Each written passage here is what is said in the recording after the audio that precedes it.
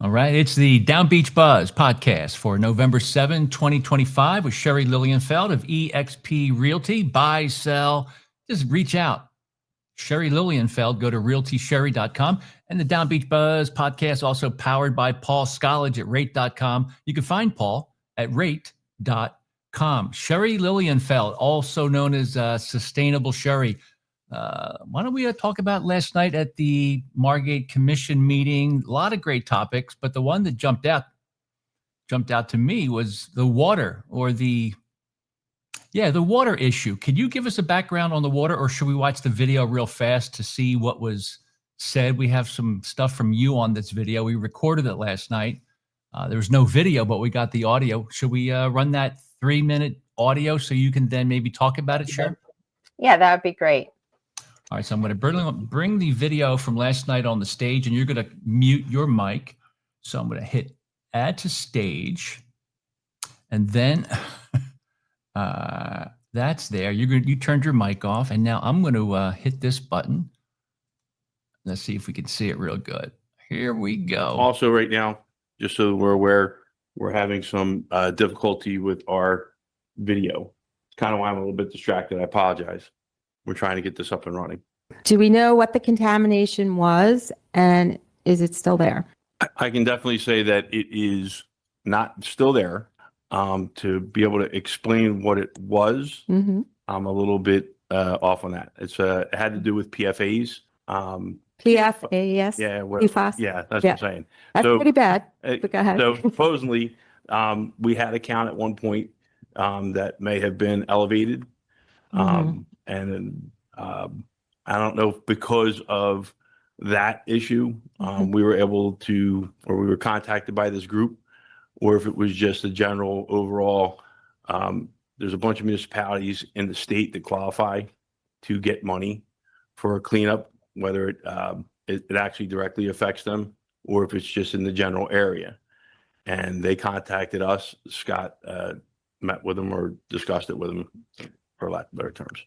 Well, what I would suggest is there should be information published on this. Obviously, people care about the water that they drink. And if there's a class action suit, even though it's not costing us anything, we should be aware of the issue and what was involved. And, people are going to have questions, and it's better to answer their questions instead of having them come here and ask and wonder why didn't we know? All right, we will now open up Mike, public. before we do, I have a couple of things, please. Sure. If somebody can explain to me Resolution 292-2025. Don't recall being on any emails or having any discussions related to that. Can I just get a brief update for me and for the public? We were contacted a while ago in reference to a lawsuit that, trying to think what the word is for it. Class action lawsuit. During that information, and this was actually done by Scott, so he has most of the information on this. So we were contacted saying there might be an issue with a settlement in New Jersey where we would have access to money in case something were to go awry with our water. At this point in time, there was nothing that we know of that there's been a serious problem. I think at one point we did have a test that came up a little bit different, and that was addressed and has not. With the city's water? I believe so, yeah. So we're hiring this, again, I'm just confused. Can you make it simple? Yeah, it's a class action lawsuit, and we're being represented by, we're entering into a class action lawsuit where this firm is representing a bunch of municipalities that receive money for possible cleanup and additional stuff with water. It's not for anything that's presently, that we have to presently address. However, with the class action lawsuit, there is some additional monies to ensure if there are any issues, we can address it. Do we know what the contamination was, and is it still there?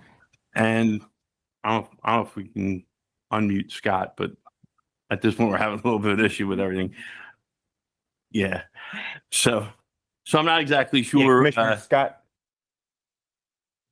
All right, let me take this off the stage and do that. So what do you think, Cher?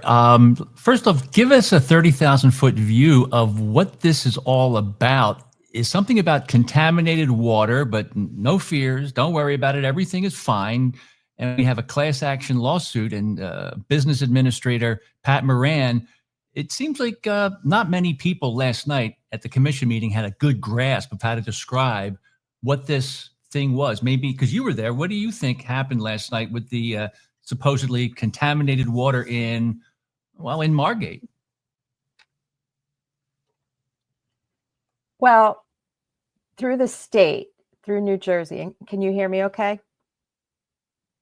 Okay. Through the state of New Jersey, PFAS is a chemical. It's called it's a forever chemical because it lasts forever and it causes a lot of problems.